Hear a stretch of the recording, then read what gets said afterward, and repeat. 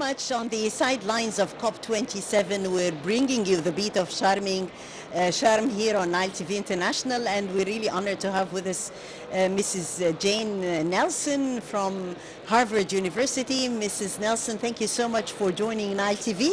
Thank you, Takreed, and great to be with you here today. Great to be with you, and it's great also to feel the beat of COP27. The first impressions, how do you see the vibes? You know, the mother of the world today is attracting people's attention. The mother of the world is absolutely attracting people's attention, and I think this is going to be one of the most important conferences probably in our lifetimes. You know, former UN Secretary General and Kofi Annan said we are the first generation in history that can solve global poverty, and we're the last generation in history that can prevent the worst effects of climate change. And so I think the responsibility of everyone here, the governments, the business leaders, the civil society leaders, the indigenous peoples leaders, academic leaders, scientists, is going to be incredibly important this week as we move from ambition to action and really focus on implementation. Exactly, since we're talking from vision to implementation, and this is actually the motto, and this is actually what all the stakeholders here are currently working on. COP27 is making history. It is going to be sending messages from Egypt, from the mother of the world, to the whole world, that it's high time that we work together towards a much more secure future vis-a-vis fighting climate change. Exactly, and I think working together is going to be needed between governments, and we really need to overcome some of the geopolitical tensions, for governments to work together and reinforce and re-energize international cooperation between governments, and then also the multi-stakeholder aspects of the conference, with business, civil society and government working together, financial institutions making commitments, and we really need a multi-stakeholder approach. Yes, it is, and it's also extremely nice to find here everybody. The youth are also participating, and this is quite interesting because, Jane, as you know, Egypt, the mother of the world, invests in the youth, and His Excellency President Sisi is very much behind the youth. They are the treasure of Egypt, and they are actually our treasure to move forward. So how do you see the youth also participating, youth representatives, and their role in climate action? How do you see that? Absolutely crucial, and in fact I had the great opportunity to meet with some of the youth delegation half an hour ago, and I think that, you know, the energy, the focus, the commitment, the passion, but also the very specific asks that young people are making, and really saying to us, you know, your generation haven't done it correctly.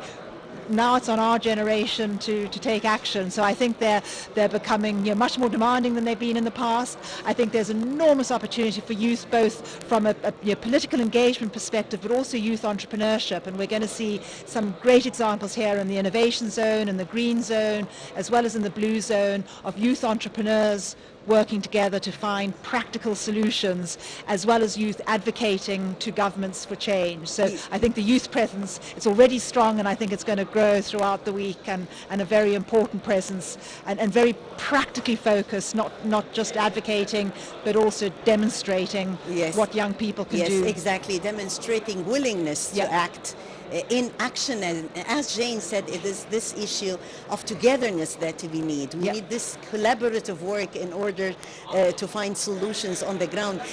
Jane, you've mentioned entrepreneurship, and this is actually very important since we're talking climate action and climate change. The role of entrepreneurs, the private sector, vis-a-vis putting their hands on with the governments in order to be focused and find unconventional solutions. What are we expecting?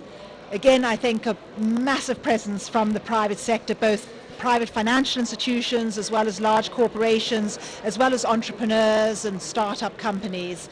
And I think, you know, across the spectrum, where we're seeing companies beginning to take action, making commitments themselves, so net zero commitments in their own operations, their own supply chains, looking at how they can innovate new technologies, new financing mechanisms, new business models, new products and services to support the energy transition. opportunities to find ways to increase access to energy to low-income communities in a more renewable, sustainable way.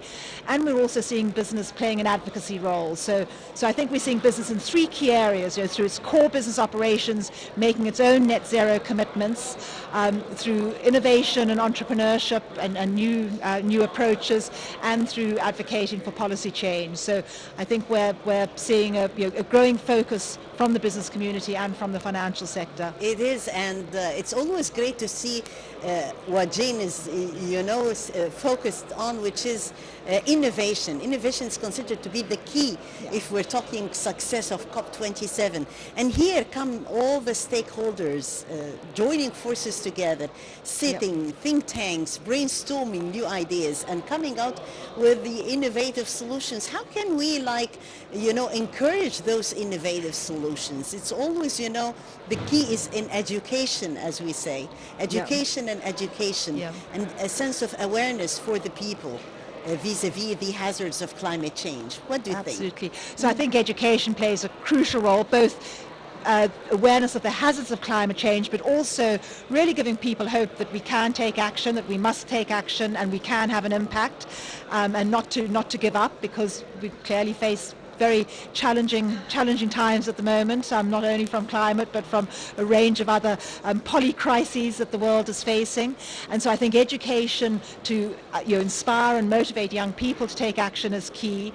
I think incentives are very important, so government incentives, financing incentives to get your business to take action, and then policy. And we talk about innovation, I think, not only from a business perspective, but we need innovative new policies. We need new policy structures, new policy dialogues, which are more innovative than they've been in the past as well.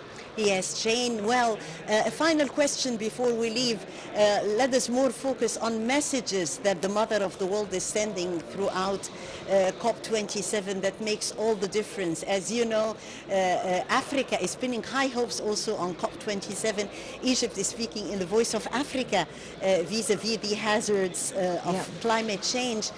This important COP27 is branding Egypt globally. Look at the thousands of delegations and delegates who came here to Sharm to attend this beautiful Congress, and they are all like ambassadors for their own countries. They are going to go back home with numerous ideas, and at the same time also applications, which really matters. Absolutely, and I think ambassadors for action would be my takeaway. How can each of us both come here but leave as ambassadors for practical, on-the-ground action and implementation and collaboration, because that's the only way we're going to move forward.